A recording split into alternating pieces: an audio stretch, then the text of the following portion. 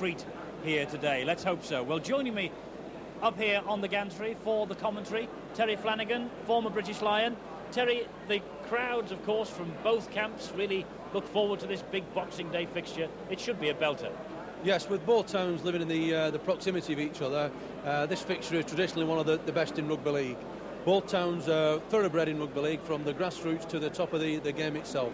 And really, both clubs will be smarting after their exits from the Regal Trophy, and today could be a platform to get them into the new year, up the Stones Bitter Championship, and of course with Wembley's and the Challenge Cup just round the corner. A great afternoon in store, full of the best of Rugby League. And this is the St Helens side. Gary Connolly is the young full-back. He wears one. Tia Rapati is a 1989 Kiwi tourist in his second spell here at Nosey Road. He's on the wing. And Phil Vivas, well, he's the versatile member of this St Helens side, can play anywhere. He's in the centres today alongside Paul Loughlin. Les Quirk scored a hat-trick against Wigan in the corresponding fixture on Good Friday, and he's the other winger. Jonathan Griffiths has made the transition from Welsh Rugby Union, signed in the summer of 1989. He's the standoff half today. And his half-back partner is Paul Bishop, St Helens' recent acquisition for Wigan since signing for them. He's played in the last 14 games, keeping Mark Preston out. Ward again. Kevin Ward's having a particularly good game. He's running strong and looking to unload at each occasion.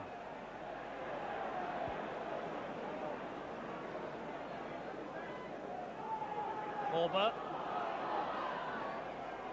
Good unloading. Cooper. Loughlin in support. Loughlin for St Helens.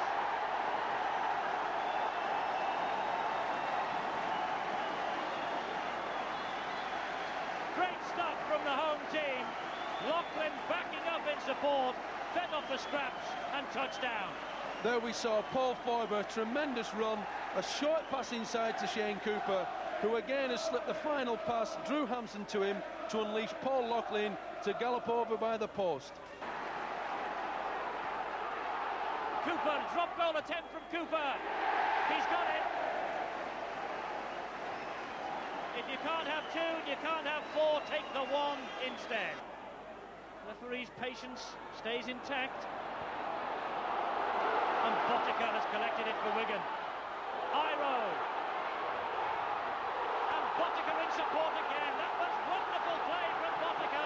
And Connolly won't stop him. Botica all the way for Wigan.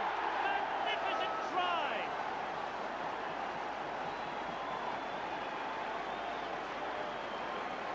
One of the best tries of the year here on the Sports Channel.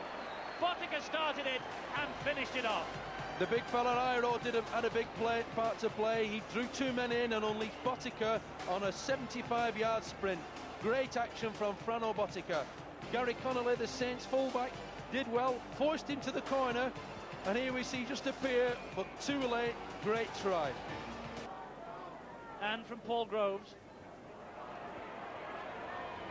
Steve Hampson for Wigan. Dermot from dummy half. Dennis Betts again. One of our best young forwards, Betts. He's created a chance for Sean Edwards. Another breathtaking try from Wigan. A try out of nothing. Betts rode three tackles, slipped the pass to Edwards, and Edwards did the rest under the posts. Dennis Betts at his best here. He went through two tackles, drew the fullback perfectly, and there was Sean Edwards, the man getting back in form to power under the post. A great try for Wigan at the right time of the game. Wall breaks the cover tackle. Bishop's in support. Good stop. But is it delaying the inevitable? It is. Phil Vivas for St Helens. And aren't they delighted? Only Vivas' second try of the season.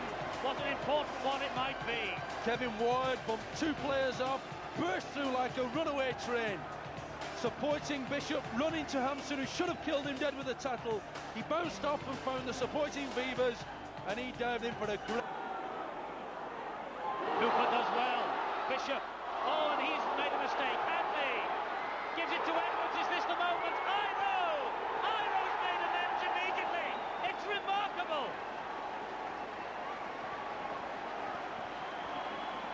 The villain a moment ago becomes the hero now. Hanley latched onto the mistake. Hanley, good catch. Supports to this man there, Edwards, who brings in the big fella they call the Beast. Almost released the ball, but not quite. Dermot is the acting halfback. Dermot's going on his own. It's just been pulled back. Snaked the arm out, was almost across. Wigan still coming forward. Golding, long pass out. Myers inside. What's the referee's decision? Has he scored? The referee's given it. David Myers, try number 7 of the season. And is that the match for the Wigan score? Here's another difficult one off the touchline for him. He's got the sights in this time, hit the post. Well, next time, perhaps Frano. Because invariably they're having to play what is called as catch-up rugby. They're coming from behind. Hanley running right again, and that was forward. The referee's allowed it to go on. Myers ball inside. Bell's in support, so is Goulding. Hanley is there. Hanley going alone, and Hanley scores. Well, the early part of that movement, to me, included a forward pass. St Helens supporters agree, but Hanley, it was never say die. Was that forward, Terry? For my money, no, Eddie. The ball went over the top and it was in line, but I felt it was just onside. Hanley was going forward. There were a couple of dubious ones later on.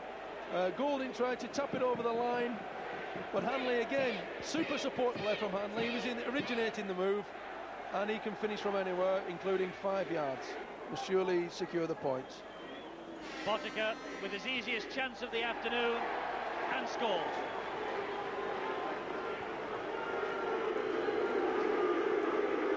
(28-15) to Wigan. Haven't seen enough of that in this second half for my money. Kicking of Paul Bishop with this win, and we won't see any more because there's a full-time siren. And Wigan have won a famous victory, as they always are against their local rivals. They've won here by 28 points rather to 15. Helens 15.